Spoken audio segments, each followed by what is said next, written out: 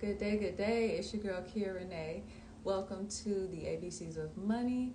Today is going to be the letter H, and as you can tell in the title, we are talking about what are your financial habits. What are your financial habits? First, I want to start off by saying for you to even start on the roadways to wealth, you want to have good health. In order for you to even think about making money or assets or anything like that, you want to make sure that you're healthy. You want to make sure that your organs are good and healthy. You want to make sure that you're eating healthy, you're exercising, getting that blood circulating, and things like that. So remember, you guys, your health is your wealth. But back to the main question, what are your financial habits? Well, first, what I would honestly like to say is take some time to have an honest look, an honest review of your financial decisions. Take an honest look at your monthly expenses. How high are they? Are you actually making enough to cover them if you were to hypothetically lose your job? Would you have at least up to 6 months worth of your bills saved up to where you could take care of that until you were able to find another way to make money? Or do you have a security financial fund? Things like that. Also, are you tracking your spending habits? Are you tracking your investments? Are you keeping up with how your investments are going? Are they good investments or bad investments? Are they helpful or are they hurtful? So you want to take a moment to look at those type of things because you need to know where your money is going, how your money is being spent. You need to know exactly what's going on with your finances so you're not just in the dark. Okay, so take a moment to take an honest review, look at your complete total financial situation, your spending habits, your investments, whether they're helpful or they're hurtful, because you want to be able to understand, well, I like to say overstand your financial situation right now. You want to be able to overstand your financial behaviors. Also, you want to get to a point to where you can align your financial behaviors with your actual life goals, because that's actually important.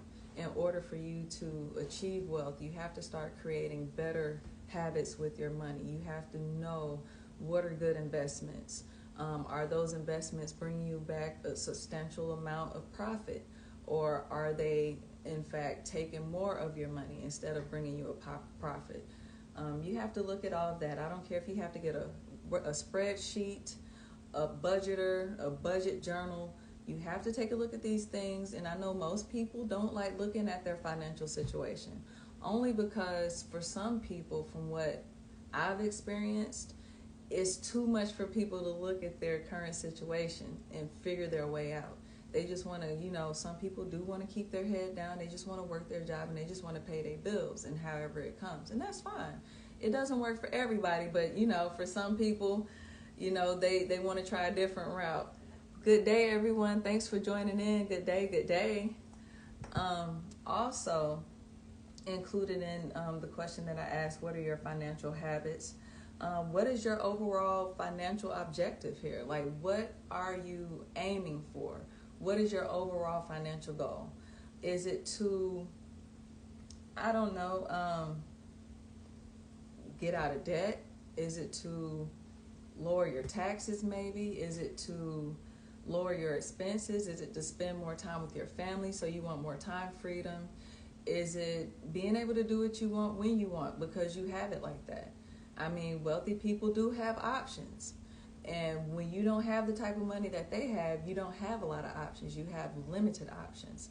So that's why with MWR Financial, we have experts who actually take you step by step and show you the strategies that you can use that the same as wealthy people use to help you get out of your current situation. Now, the thing is, once you learn these strategies, you have to actually apply them.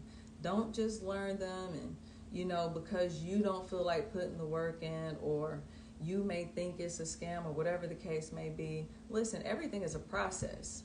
You have to take your time, you have to educate yourself, and you have to actually take the steps and apply it to your life.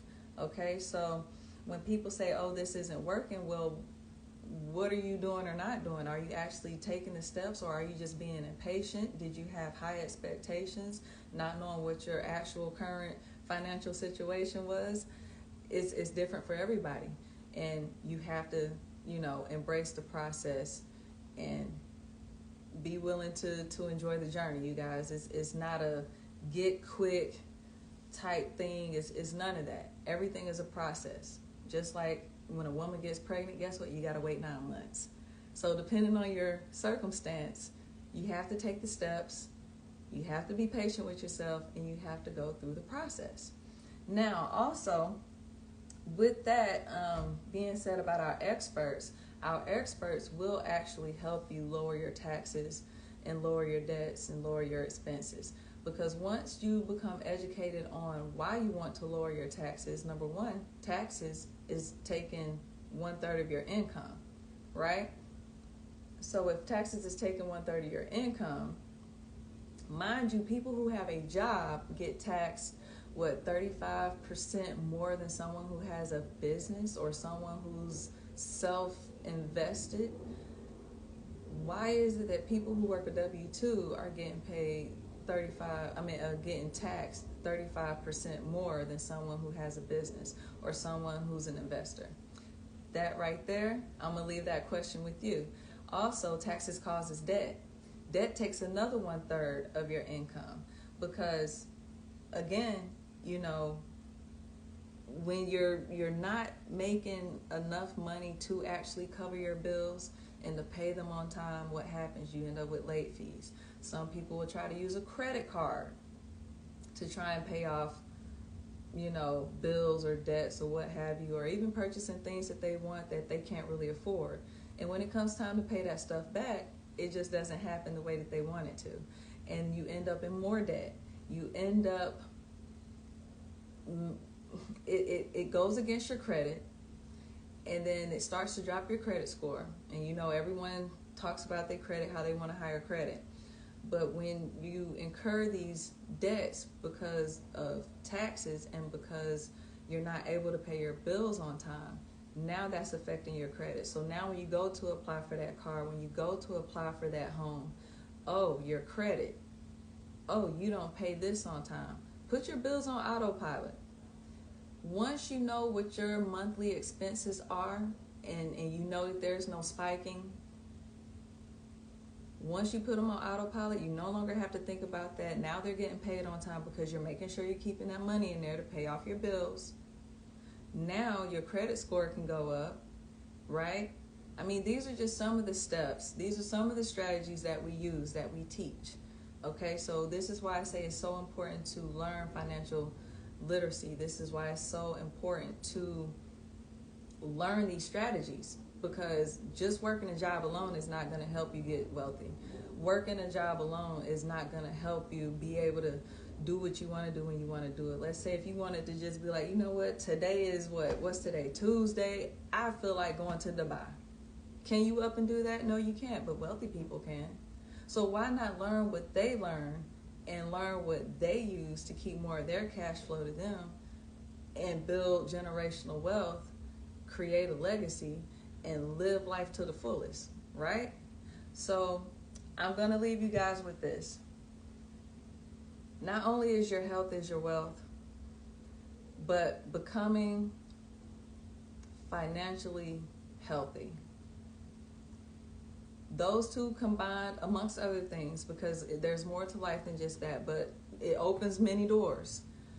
That right there is one of the best steps to get to wealth and improving your financial future. So thanks for tuning in, you guys. Remember, your health is your wealth. You want to create better financial habits. And thanks for tuning in. It's your girl, Kia Renee. Peace.